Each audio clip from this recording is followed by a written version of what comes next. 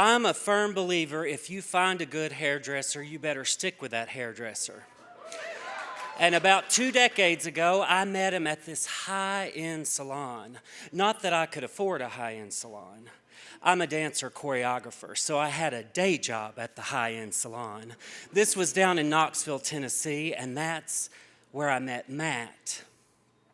He was a hairdresser there, and one day he needed a ride home. His car broke down. So I gave him a ride home, and we just got to talking, and we became fast friends. It was like we were sisters. Well, I continued working at the salon, and Matt started cutting and coloring my hair. I'd colored my hair since the 80s as a fashion statement. Well, eventually my career, I'm happy to say, started to blossom. I had a little dance company I was working with, and I didn't need the day job anymore. But I wanted to see Matt at least once a week, so we started Monday nights with Matt and Mark. And basically, he would cook supper, and I'd bring over a boxed dessert after I got done teaching. And we'd watch mindless television after we ate. We'd sit on the couch and fart, talk about life. It was pretty ordinary in this kind of sacred, extraordinary way. And then after one great show that I had, Matt came up to me at the cast party and he gave me this big bear hug and he whispers in my ear, "It's time, honey." And it was a bit cryptic, but I knew what he meant. I'd kind of hit a glass ceiling down in Knoxville, and I'd always dreamed of living in New York from the time I was a little kid. So Matt and I started counting our Mondays down because I was going to move to New York. And one Monday night I called him, and he said he wasn't feeling too good and if we could wait till the following Monday. And then he called me the following Monday, and he had a bit of a cough. So I had a big show coming up, and we decided we'd just postpone our Mondays until the show was over. Well, opening night of that show, that morning I sat up straight in bed because I knew in my heart something was wrong. So I go over and I find him, and he's laying on the couch, and he's as burgundy as the fabric on that couch, and he's struggling for air. Now, something you should know about Matt. He makes me emotional. And he has a mean streak. He's just ornery.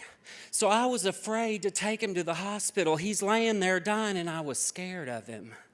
So I called my best friend Kim, a good Louisville gal. So she took one look at him, and we took him to the hospital, and thus begun the odyssey of him being in the hospital for months. And not one, not two, but 4 times I was called to that hospital to say my goodbyes. But he would rally back, and his friends and family said he had this incredible spirit. And I thought, it's not his spirit. It's that mean streak, that orneriness that's keeping him alive. I'll give you an example. I had to get my hair cut because he had been in the hospital for so long, and I walk in and his eyes get real big, and he motions for this dry erase board. He had a ventilator too, but at the time his lungs were compromised. He had pneumonia. And he scrawls out, "Who cut your hair?" I could barely read it. And then very plainly he writes, "Well, it looks like shit!" Exclamation mark. It was that kind of spirit that kept Matt alive, I believe.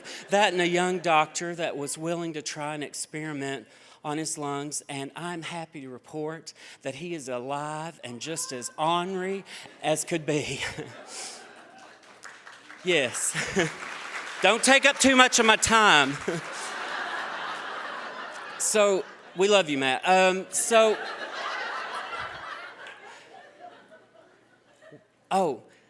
anyway, I decided to move on to New York, and I'm a firm believer that if you find a good hairdresser, you stick with that hairdresser.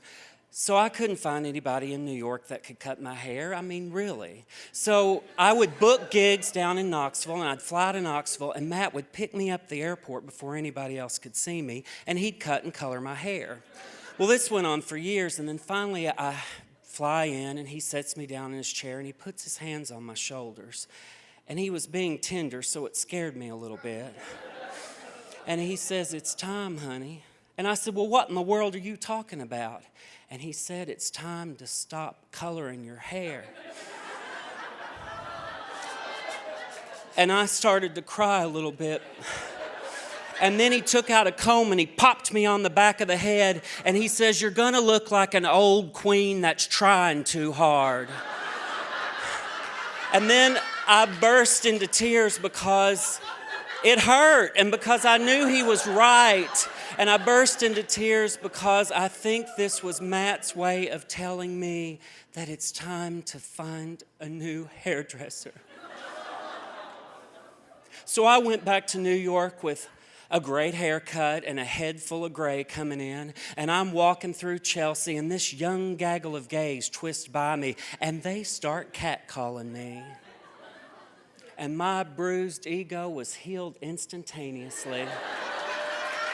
And this one beautiful young man turns to me and he says, "I love a silver fox."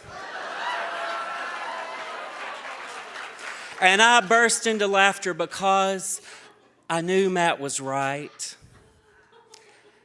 And I also came to the conclusion in that moment that I am a firm believer that if you find a brutally honest friend, you stick with that friend. Thank you.